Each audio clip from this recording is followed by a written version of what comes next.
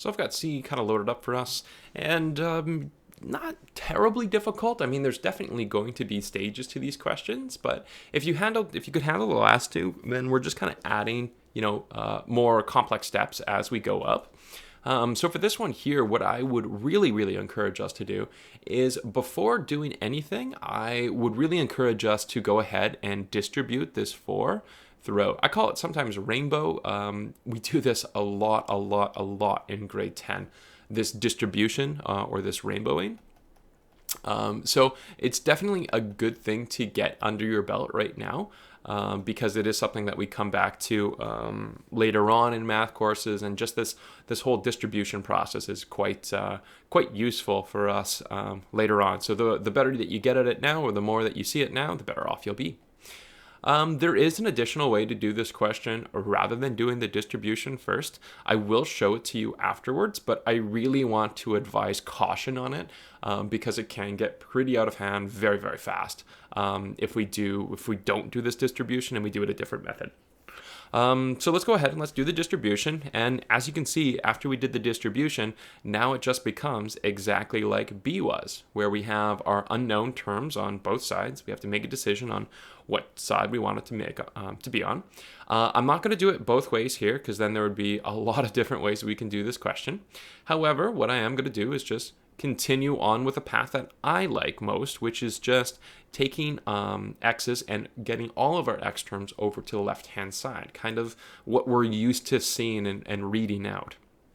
And that means I'm going to subtract 5x from both sides. 4x subtract 5x, kind of our like terms here. We're going to get negative x minus 8 is greater than or equal to negative 12. And then from here, again, is the term with x isolated on one side of the inequality?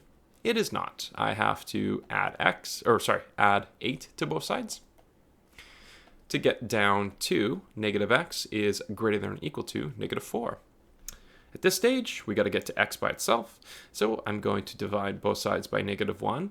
Essentially, I'm just dividing by a negative sign to get rid of it, which means that I'm going to have to flip my inequality since I'm dividing or multiplying by a negative.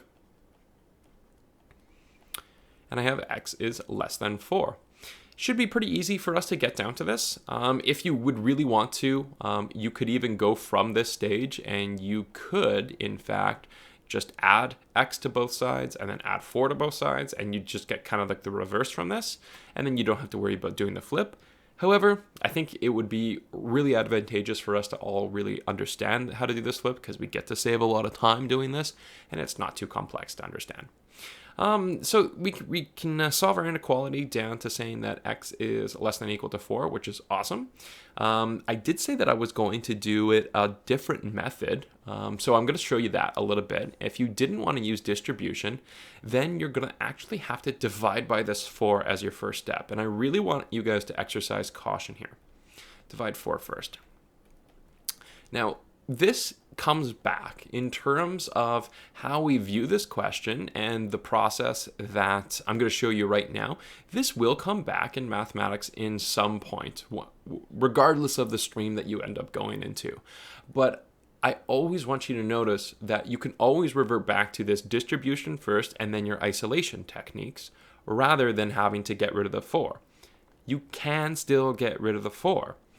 The problem is that you have to divide both terms on this side by 4 as well. And this is where we start to see a lot of issues arise with students that want to get rid of this 4 first by dividing by it. You'll see that, unfortunately, I'm going to get this.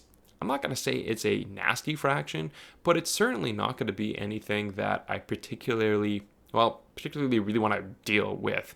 It's just not really nice. There's not really much else to say about it. I can do the division with the negative 12 and the 4, but now I kind of have this fraction to deal with, and I kind of have to roll with it. Certainly, if you want to make this into a decimal, be my guest. I am going to choose not to make it into the decimal. I don't really particularly like decimals.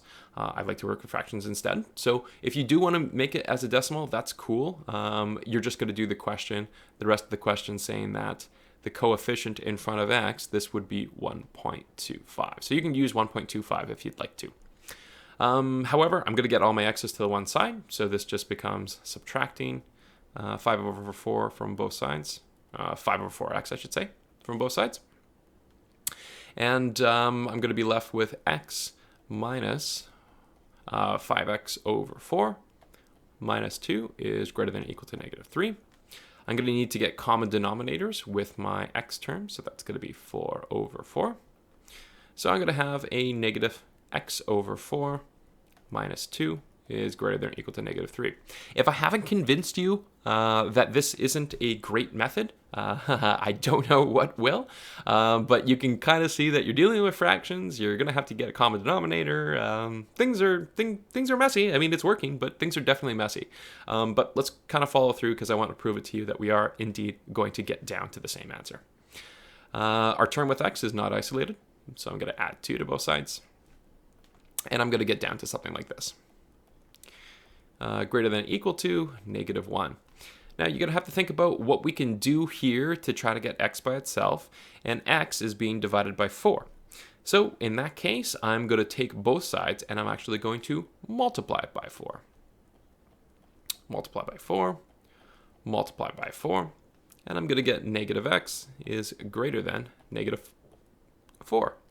I did not divide by a negative, so I didn't have to flip my inequality sign, but I am right back to where I was from before, which means that I'm going to divide by negative 1, divide by negative 1, flip my inequality sign.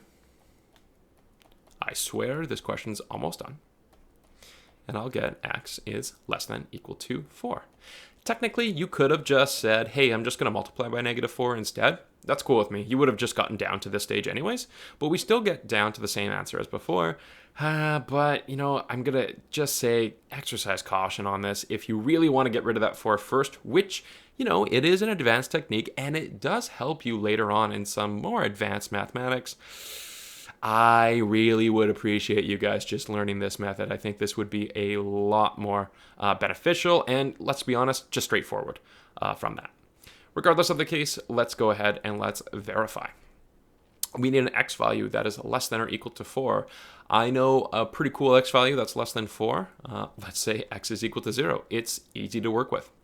We're going to copy out the exact question as we see, but instead of x, we're going to put 0 in for it. I'm going to try to squeeze it all in here. I think it should work. I'm going to have to write probably a little smaller, but use your imagination. I'm sure you could say that's a 12. Hopefully it is. We're going to keep on going with this one, saying that our 4 and inside our bracket 0 minus 2 is just minus 2.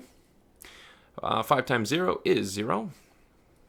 So we get negative 8 is greater than or equal to negative 12. Pause, think about this for a second.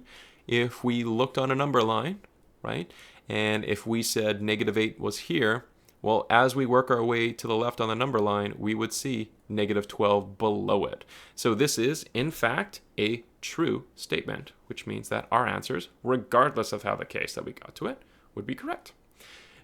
Pretty long question. I wanted to do it both ways, but just notice how every single question in this little spree here kind of builds on the last one.